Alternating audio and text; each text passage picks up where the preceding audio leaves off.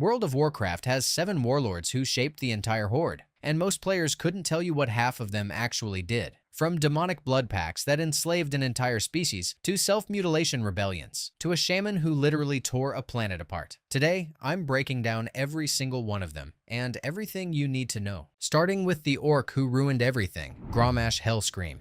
Grommash Hellscream didn't just fight in the wars. He started the single worst chain of events in Orcish history. One drink, one decision. That's all it took to damn an entire civilization. Grom was the chieftain of the Warsong clan and one of Thrall's most important lieutenants, but his legacy goes way further back than the horde you know from World of Warcraft. He was the first orc to drink the blood of the Pit Lord Manaroth. Not tricked into it, not forced. He drank willingly, and that act bound the orcish clans to demonic servitude under the Burning Legion. One orc's choice enslaved a species. His weapon, Gorehowl, became one of the most iconic axes in Warcraft history. A massive two-handed beast of a weapon that he passed down to his son Garrosh. You can actually loot it in-game, and it has a roughly 5% drop rate that's kept players farming for years. But here's where Grom's story gets complicated. In the Prime timeline, he dies at age 46, killing Manaroth and freeing the orcs from their blood curse. The Warcraft 3 cinematic is literally called The Death of Hellscream. He's buried at Demon Fall Canyon in Ashenvale. Tragic hero. Redemption arc complete. Then Warlords of Draenor happened. An alternate universe Grom shows up,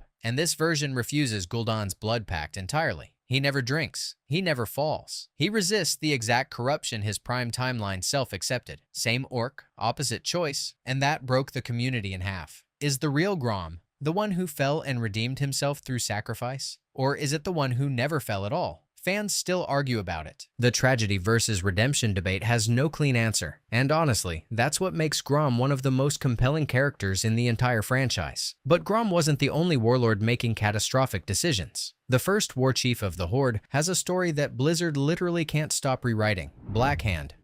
Blackhand is one of the most important orcs in Warcraft history, and Blizzard can't even decide what he looks like. Let me explain. Blackhand was the chieftain of the Blackrock clan and the first warchief of the Old Horde. That's a massive deal. He was the guy at the very top of the Orcish command structure during the First War, the orc who held the entire horde together as a unified military force. His reign ended when Orgrim Doomhammer killed him near the end of that war, which is one of the most pivotal power shifts in Warcraft's timeline. But here's where it gets weird. If you go back to older Blizzard materials, including Legion-era Shaman artifact lore, and at least one official comic, Blackhand's signature trait is a hand that was scarred or outright transformed by elemental fire. That's where the name comes from. A warlord whose hand was literally consumed and reshaped by flame. It's a striking, brutal image. And for years, that was the version fans accepted. Then World of Warcraft. Chronicle Volume 2 came out, and the artwork showed something completely different. Full head of hair, no fire scarring, just a tattooed black hand. A totally different visual identity for the same character. And this isn't one of those quiet retcons where Blizzard hopes nobody notices. They acknowledged it. Blizzard staff publicly confirmed that the Chronicle depiction was the direction they were going with, making this one of the more explicitly confirmed visual retcons in WoW lore history. So now the fandom is split. Some players accept the Chronicle version as definitive canon. Others prefer the fire-scarred warlord because, honestly, it's a way cooler origin for the name.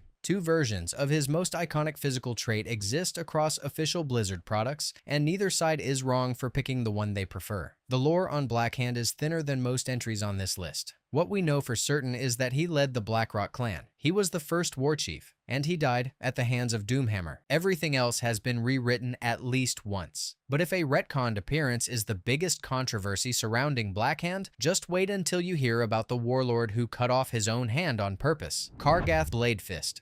Picture this. You're a young orc, captured by ogres, thrown into the gladiator pits of Highmaul, and forced to fight for the entertainment of creatures twice your size. No allies, no weapons worth mentioning, no way out. That was Kargath's life, and his solution was one of the most brutal acts of self-liberation in Warcraft history. He cut off his own hand, not in some desperate flailing moment of panic. This was deliberate. Kargath severed his right hand to slip free of his chains, and then he did something even crazier. He replaced it with a blade, strapped a sharpened weapon directly onto the stump and turned his mutilation into the most feared close combat weapon in Orcish history. That act became his name, Kargath Bladefist, and the clan he built afterward, the Shattered Hand, was founded on that exact principle. Every member followed his example, sacrificing a hand and replacing it with a weapon as a rite of passage, an entire warrior culture born from one man's refusal to die in a cage. But Kargath didn't stop at freedom. The Shattered Hand grew into one of the most feared clans on Draenor, and under his leadership, they captured Hellfire Citadel itself. That's not a small outpost. That's one of the most strategically important fortifications in all of Outland. And here's where things get darker. The Pit Lord Magtheridon saw an opportunity in the Shattered Hand. His blood was used to corrupt and empower Kargath's warriors, twisting them into Fel Orcs. Kargath himself became associated with the Fel Horde, eventually being described as its war chief in certain portrayals. And if you actually managed to fight your way through Hellfire Citadel and take him down, he had a roughly 5% chance of dropping a fist weapon literally called the Blade Fist. The man was so committed to the brand that even his loot table reflected it. Now, here's something interesting. Kargath's timeline after the Dark Portal gets genuinely messy. Older quest text and game manuals describe him as stranded on Azeroth and imprisoned alongside Kilrogg Deadeye, but later material places him back on Outland as war chief of the Fel Horde. These two accounts don't cleanly line up, and even Blizzard never fully reconciled the contradiction. It's one of those lore gaps where the answer depends entirely on which source you trust more. But continuity issues aside, the core of Kargath's story is impossible to forget. A slave who carved his own name into history with a blade where his hand used to be. Speaking of orcs who sacrifice parts of themselves for power, the next warlord gave up something arguably worse than a hand, Kilrogg Deadeye.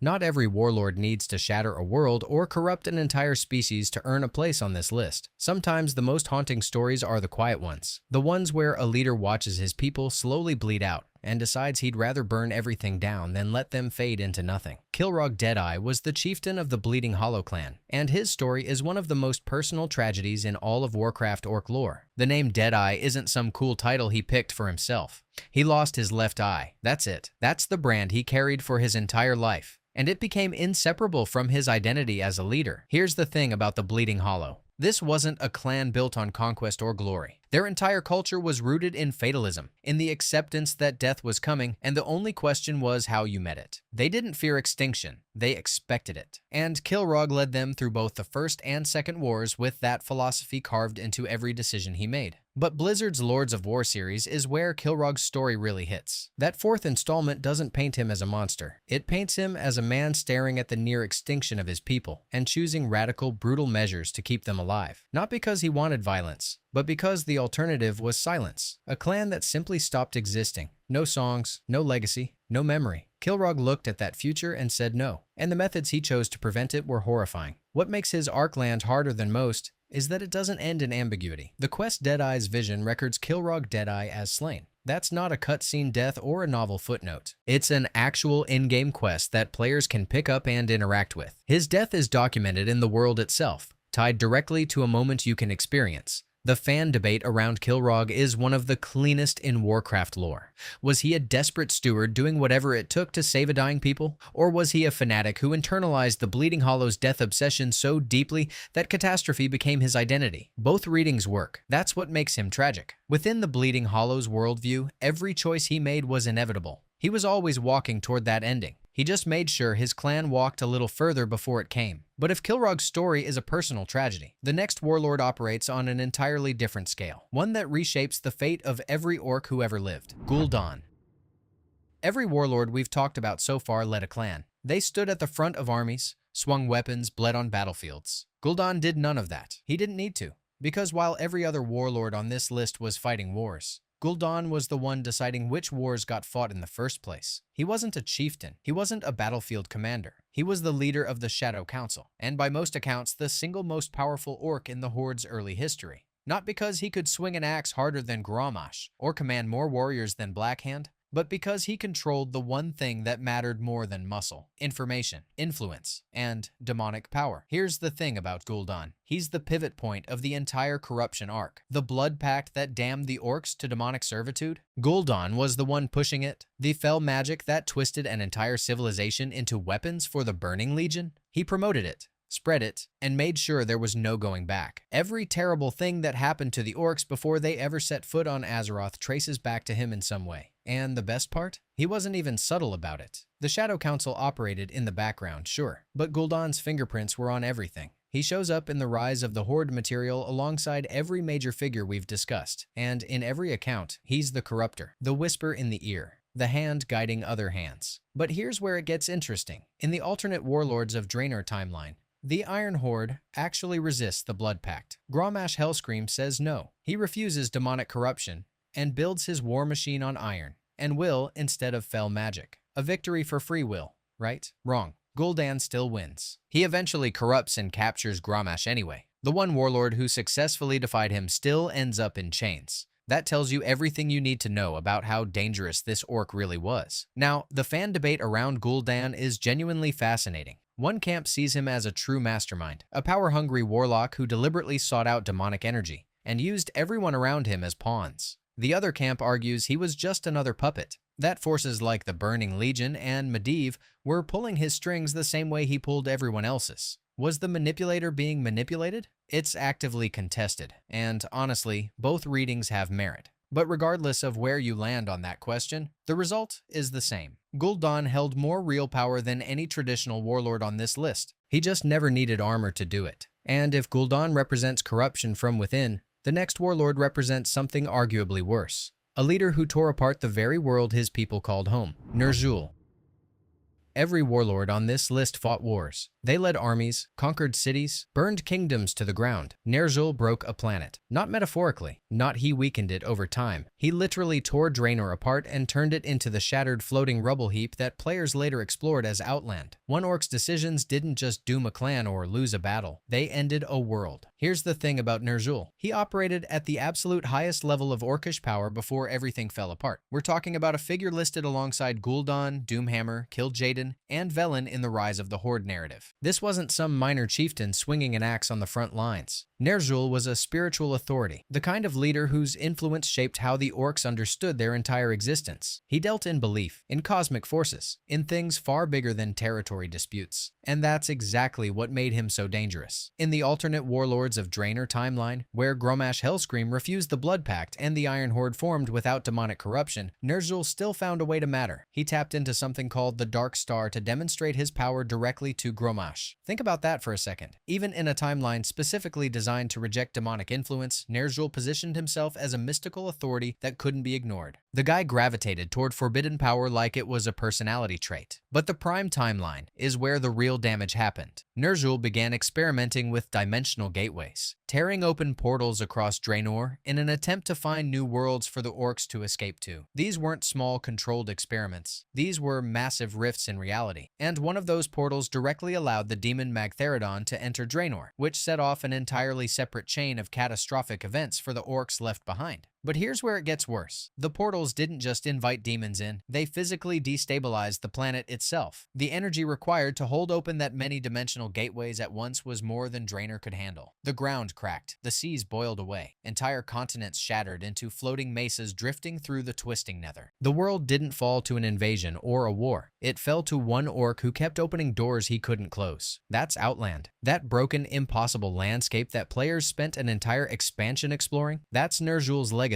Every floating rock, every shattered mesa, every chunk of earth hanging in the void exists because of his experiments. The community has debated Ner'zhul for years. Some see him as a tragic visionary, a leader who was trying to save his people and simply reached too far. Others see a dangerous manipulator who chased power regardless of the cost and got exactly the catastrophe he deserved. The truth is probably somewhere in between, but the result isn't up for debate. Draenor is gone, it's rubble, and Ner'zhul did that. Every other warlord on this list left scars on civilizations. Ner'zhul left scars on a planet's corpse. But if you think world-ending destruction is the darkest note to end on, the final warlord on our list tells a very different kind of story. Durotan.